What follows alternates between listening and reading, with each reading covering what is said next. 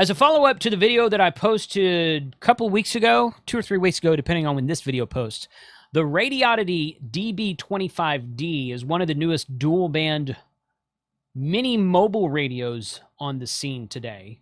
It was debuted by Radioddity in July of 2021, and we're going to talk a little bit further more about it today, coming up right now.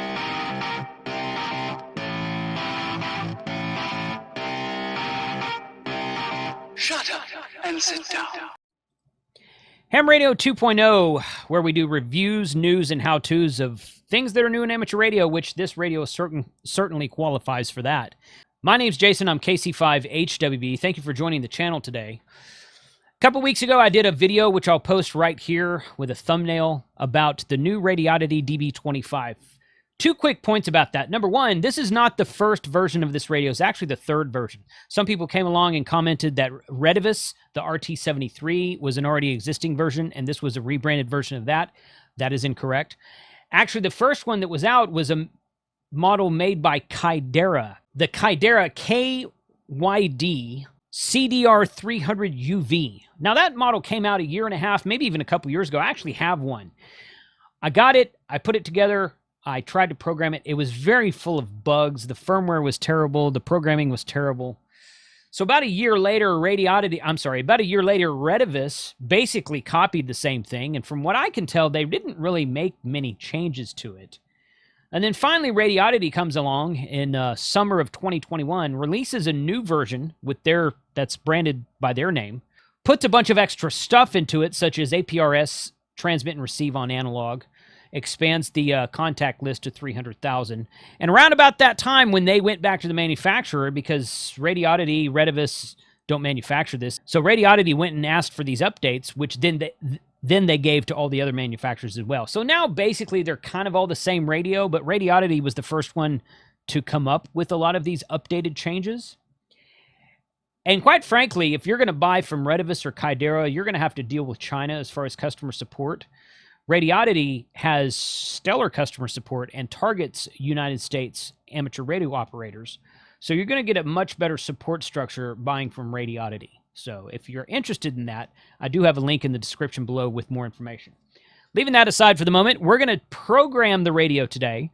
I download and install the software. I put a very small, simple code plug into it. At this time, the radio is not supported by the N0 GSG contact manager. Maybe someday it will be. I'm not sure on that yet. But it is pretty much manual program right now. So I'm going to show you what the software looks like, show you what the programming looks like, then we're going to do a couple of on-air QSOs with it, so stay tuned. So before we get into it, this is my whole setup right here. In the top left corner of the screen is the software, which I'll be taking you through here in just a second. This is, yep, not right there, just like that. In the bottom left corner of the screen is the radio, obviously right here. It's actually connected to, which one is it connected to? I don't know. It's connected to the MFJ at the bottom right corner of that little window. The Astron on the left is running my Flex radio right now. But I do have the power run through the MFJ meter on right here, because several people came along the comments and said that, well, one guy came along and he said, hey, I power tested mine on analog and it's only pushing 12 watts. Have you power tested yours? And I'm like, no, I have not. Now, I power tested it before I started this video, and I know it's doing almost what it should be doing. So we're going to test that on camera here in a minute. But when you test, make sure you test it on analog unless you have a TDMA power meter, because a regular old everyday power meter is not going to properly read power output on a DMR radio, which is spitting out TDMA transmissions. Basically, it keys up and keys down, keys up and unkeys 33 to 36 times per second, and a regular meter is not going to be able to account for that. So we'll look at that here in a second. First, let me show you the software. That's this guy right here. When I brought it up, it was a little bit, I don't know, what's the word I'm looking for? It was a little cumbersome, I guess, to get, zooming in a little bit like that there. The programming cable, which came with the radio, has a prolific chip inside of the head of the USB-A cable. So you have to make sure you use the right cable. I tried to use another brand cable. It didn't work. So I grabbed the one that was out of the box, plugged it in. And when I go to this COM setting here, it was active, and I hit this drop down menu like that. It was flashing really fast back and forth, and it wouldn't let me choose one of the correct COM port. Turns out the correct COM port was COM 7. I did have to look in Device Manager on Windows to find that, which was fine, no big deal. But through a series of just kind of clicking on open and close, I think I clicked on open and it wouldn't quit flashing. Then I clicked on close and it did. Then I was able to change from COM 1, where it defaulted to COM 7. And as soon as I changed it, everything kind of calmed down. And then I clicked on read radio and it read the radio just fine. And since then, I haven't had any issues with it. A little bit buggy, but I was able to get past it with minimal effort. So just FYI, in case that comes up with you. So device info shows you your factory number, 1235465. Serial number, model, DR300UV. You see it doesn't even say DB25-D. The CD 300UV is the model of the Kaidera, which they're the first ones to have it. Now, I don't know if Kaidera makes it or if it's some other third-party company. I've been told it's a third-party company in China making these, that Kaidera is not selling it to Radioddity and Radioddity, but I don't know. With the way that they do stuff in China, I'm not real sure. But this is all the latest stuff. The latest firmware update was from June, just about a month ago. The firmware ID is DRS300V. Be interesting to see if the Kaidera model or the Radioddity model will be able to take the firmware from this from the Radioddity model. I named the radio DB25-D. I put my radio ID into it. All this other. I turned the backlight on. This is not a battery pack. It was defaulted to off. I'm like, why would you want the backlight to be off? You can't see the screen. And then in auto, it kind of shuts off by itself in like 10 seconds. You can change that down here somewhere. I just turned it on. This is not a battery-powered radio. I don't have to worry about running down the battery. It's always going to be plugged into some power source somewhere. So I don't really care about leaving it on all the time. So these are common menus here. You can go down and set certain things here. SMS, call log, scan, zone set, this kind of thing. Prompt tone, I didn't really mess with this at all. Didn't play with it. Not sure exactly what that's for. Indicator, I didn't play with that either. Preset buttons, this is really cool because it shows you the preset. So it shows you a picture of the microphone here, and it says, contacts is your P4 key, long press and short press. That's the P4, 5, and 6, and 7 key. I went over those in my first video I did. If you click on this up here, it switches to the face of the radio, which has on the very top above the screen, it has P1, P2, and P3. So you can set the 3 keys that are on the face of the radio and the 4 keys that are on the microphone of the radio, all from right here, and it switches back and forth when you click on the different zones. So that was I thought that was kind of a neat feature right there. Mic gain, I just left this on. It was defaulted to on at 8 dB. So, okay, good deal. Quick message, you can set up custom text messages. It's something I've rarely used in DMR. DMR service, you can go in here and turn on GPS off and on. I actually turned it on a minute ago. GPS interval, and then we can go into the APRS menu and set all this up. Some of this I just kind of did from memory. I have not tested the APRS function fully yet. I think I'll probably wait and do that in another video. Today's video is going to be about looking at the software, programming the radio, putting it on the air, doing a power test, etc., etc. So plenty of other opportunities to get more videos out of this radio. Nobody wants to watch an hour-long video about one radio, so I'll just do it this way. So encryption is off. Default, it came off. We don't want encryption in amateur radio. Contact list. This was a little bit buggy because these came out, like, it has ham contacts here and ham groups. I have no idea what that is. I haven't researched deep enough to figure out what that is. Ham contacts is mainly used for high-end users or amateur groups. At the same time, it allows users to create, modify, edit, add, and delete ham contacts through an Excel list or download the Excel file of the ham contacts through designated website or other ways directly. So maybe that's just a way to import. So you got an import button here and write, copy, that kind of thing. Okay. I put these in manually. I just typed in worldwide for contact ID 1, local 2, North America for 3, local 9. This is our North Texas-wide talk group at 8205 and Texas statewide at 3148. It had these 10. These first 6 were something else. I changed those. 7, 8, 9, and 10 were all just called 7, 8, 9, and 10 with the contact ID and group call. Some of these were set to private call. You can set these to private call. You can set it to all call, that kind of thing. So I just changed them to group call and manually did this for purposes of the video. We might look at doing a deeper dive later. But as I said in the beginning, there's really not an editor right now that works with this radio because it's so new. I have not looked at N0 GSG to see if it supports one of the early models like the Kaidera or the Redevis radio. Maybe that's something I can do later. Digital alarm list. I didn't really mess with this at all. You can set up emergency alarms for certain channels and list names and whatnot. I didn't jack with that. I did not mess with scan list, as I've said in previous videos. I don't really use my DMR radios to scan. RX group list. When I went in there and set everything up, this is how it was by default. Okay, that one. I don't need 8 and 7. I'll just put them all in there. There we go. So I'll just do it like that. And then you go down here to your zone bracket channel menu. Okay, so if you click on the top menu, the top folder right there where it says zone channel, I can go in here and name the zone and say NTX. It's fine with me. And then I'll go in here, click on NTX. These are my channels. I basically only set 4 channels. I set the North Texas wide channel for DMR, Texas statewide for DMR. One of the disappointing things about setting this is they don't have as many spaces available. Most of my Anytone radios, my TYT radios, I can type in TX space statewide and spell out the whole word. But this is as far as I'll go. That's as many characters as it'll take. So I can't put the full name of the talk group in there, so I have to abbreviate a little bit better. Which, okay, I guess that's okay. I created an analog channel for my Sherry Pi-Star node. Or I'm sorry, my Sherry All-Star node. And I created an analog channel for APRS receive, which we'll be tinkering with later in a later video, like I said a minute ago. So I found it fascinating that on the top 2 lines, which are my DMR channels I program, it will let me change the bandwidth here. In fact, they came up defaulted to 25. But if you see, it's grayed out. So I assume that the reason this is grayed out is because it's auto-setting it as 12.5 kilohertz anyway. Even if you change it, it's irrelevant. It's like this is receive CTCSS and transmit CTCSS.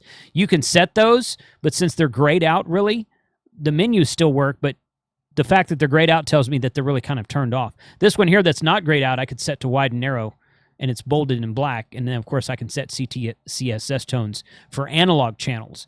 But I don't know. I guess it's just a way that they did it where you can change stuff, even though, but if it's grayed out, it's not going to be relevant because it's going to be set by default. DMR by default is 12.5 kilohertz. Analog can be narrow FM or wide FM, but in amateur radio, we generally use wide FM at 25 kilohertz. But that was just kind of like a quirk that I noticed that I found. So let's take a look over here, and I'm going to tag this right here. So if you see down here, let me grab my pen. If you see down here on the radio screen, I've got North Texas wide right there, and I've got Texas statewide right there. So I've already written the code plug to the radio. And it doesn't take very long. It's pretty easy to do. I'll go ahead and do it again. I made a couple of changes to like the zone channel name and 1 or 2 other changes. I turned on GPS. So I'm going to go ahead and write it to let you guys see what it looks like. So we're going to click on write right there. And it gives it a second here. There it goes. Brings up the status bar in the middle. You'll see the screen right now says flash write. And if you can see in the screen, it's a little bit bright, but there's a counter that says 1 of 56, and it's counting up right now, which matches the status bar on the screen. So it goes 1 to 56, and I guess 56 is the number of things it's writing. I don't know where it got that number from. There's not 56 channels in there. There's only like 18 or 19 channels in there, so it's not all channels. It's writing the talk groups, it's writing the contacts that I put in, it's writing all that kind of good stuff, and that's just kind of what it does. And you can see it's already done. So no way to automatically load the whole database from RadioID.net yet. Well, I say that. That import feature we looked at a minute ago might do it, but I haven't tinkered with that yet. Not going to do that today. Again, another video may be going on. So we've got North Texas wide there, and Texas statewide, well, no. Let me switch this. Here we go. Right there. So that's the top band. That's the bottom band. And there we go. Texas statewide right there. Okay, so let's see if I can get... Now, you'll watch the meter on the right side of the screen, or the right side over here, right here, this meter. And you're not going to see 20 watts because I'm going to key up in DMR. And like I said, this is not a TDMA meter, so we'll see what it does. But I'll test it on my Sherry node here in just a second. KC5 HWB on Texas statewide, looking for a radio check, please. KC5 HWB, Texas statewide, testing a new radio, looking for an audio check. And I'm going to see if I can bring up the C bridge here.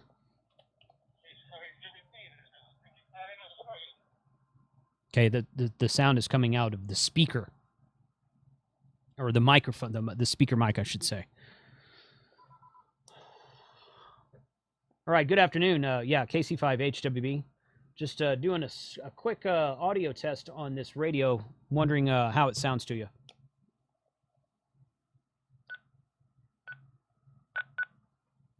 That sounds good. Well, here's Bill, located in Richmond, Houston. Let's go there and there. Oh, Bill, VOM. Oh, okay, W5VOM, Bill. Yeah, I got you in there, buddy. I didn't hear you come. I had my volume turned down when you came back to me the first time, so I got you in there. Thanks for coming back to me. Just testing out this little new mini mobile dual band from Radioddity that I got a couple weeks ago. Recording a video to see how it works.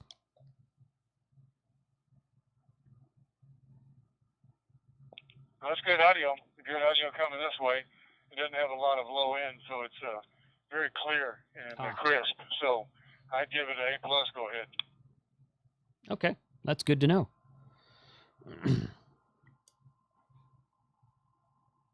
Okay, good. Hey, thank you very much for that. Nope, I didn't get it. I didn't key it up. Oh wait, it switched on me. Okay, I appreciate that. Good deal. Appreciate you being out there, and thanks for the radio check. You're sounding good up this way, too, so stay cool out there today. It's about 100 degrees out here right now, so 73, and have a good afternoon. KC5 HWB.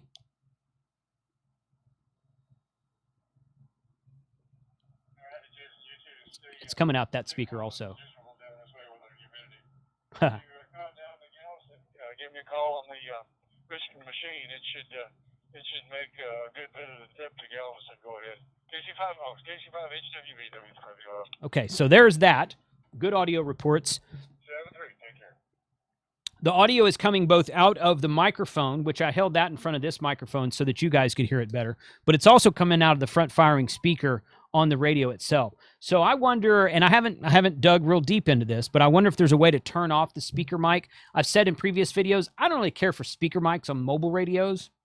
Now on this one, if you're going to put it in a go box, which is probably what I'm going to do with mine, maybe it's better that way. Maybe it's better if you had but it has a front-firing speaker to spit out of the go box, so I don't have to put an external speaker on it. So I don't know. I guess it gives you options, and you can use whatever you want to. But I would like to see an option to turn one or either off. We'll turn off the front-firing speaker if I'm using the speaker mic, and turn off the speaker mic if I'm using the front-firing speaker. That might be in there. I haven't looked. This is my first QSO to ever do with this radio, analog or digital. So we're gonna do we're gonna key up the Sherry node now. Okay, so Sherry All-Star, I did a video a while back building a Sherry node, SHARI. They are available for purchase. You can get a Pi Hat version that goes on top of a Raspberry Pi, or you can get the USB version that just plugs into the two of the USB ports on the side of either a Pi 3 or Pi 4. Make sure you have, if you're going to go get one, make sure you get the correct one because they're different for the Pi 3 and 4. Do the different USB ports on the Pi. Love my Sherry node, works great. I have a permanent All-Star hub set up at node number 43136, and that's what we're going to dig into today. In fact, let me switch this over here to the Supermon. Special thanks to Kyle AA0Z. He came on the live stream and we installed Supermon together one evening. Hopefully you guys caught that. So I'm going to go over here and I'm on the so this is analog. This is an analog channel. I'm going to key up the Sherry node. You're going to see me come up at the top left corner on All-Star. And then we're going to get a pretty accurate reading on 440 at the meter since we're keying up analog instead of DMR this time. If you noticed on the DMR meter, or on the meter when I was keyed up on DMR, it kept jumping between some other number and about 16 watts. So that's about, earlier tests showed me that I was getting about 18 watts on 440. So let's try that now. KC5 HWB testing. KC5 HWB testing on All-Star.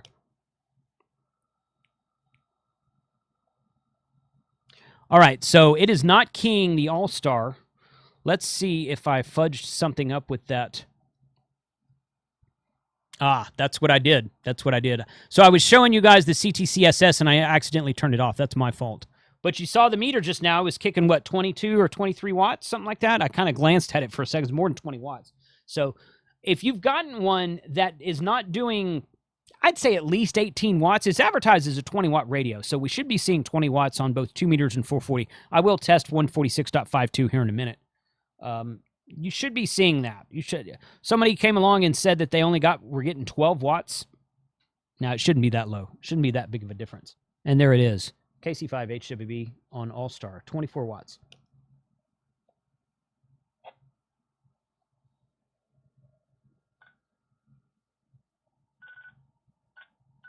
It defaults to setting 04 on the volume as well every time you write the radio.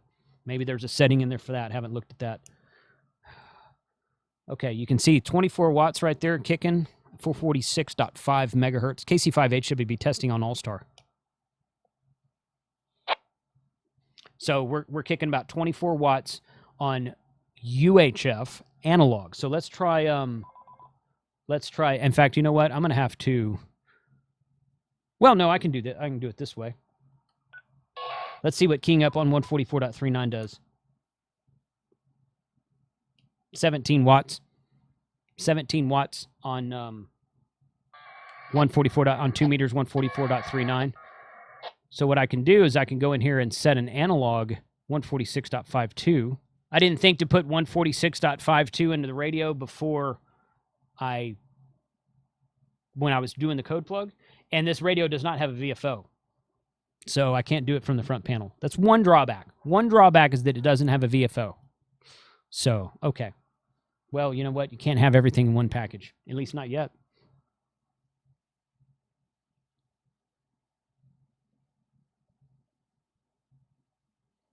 So I do want to see what kind of power output it does on 146.52. I'm going to change the volume again.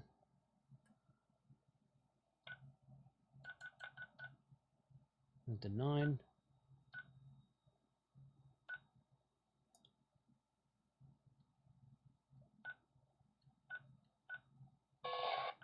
Okay, 146.52. Testing 1 2 3 4 5. KC5 HWB testing 146.52. KC5 HWB. Anybody out there reading this transmission? Testing a new radio on FM Simplex KC5 HWB. So about 17 watts. So not quite 20 watts, but more than 20 watts on UHF. Most of your DMR stuff is on UHF, so if you're going to mostly use this radio for DMR, I'd say that's a win myself. If you really, really, really have to have 20 watts on VHF, then this might not be for you. Or at least you should test it when you get yours and see what happens. Because models can vary, differences in models can vary, that kind of thing. You know, some of them might not be as... This one right here I got seems pretty solid. I hope the one you got, if you have one, I hope it seems pretty solid as well. But let me know in the comments what you think. Let me know what your tests have resulted in. Let me know whether the kind of videos you would like to see about this radio. As I said, I'm going to do something with the APRS and see if we can get that to work. And then I'll check out loading a CSV file for a contact list and loading a CSV file for a code plug. If I can export a CSV file from the Anytone radio, which is very easy to do, then maybe I can maybe I can look and see what fields it is and do a little bit of manipulation on the file and import it into this radio. I don't know. We'll see what happens with that. 73, let me know what you think in the comments below, and we'll catch you guys next time.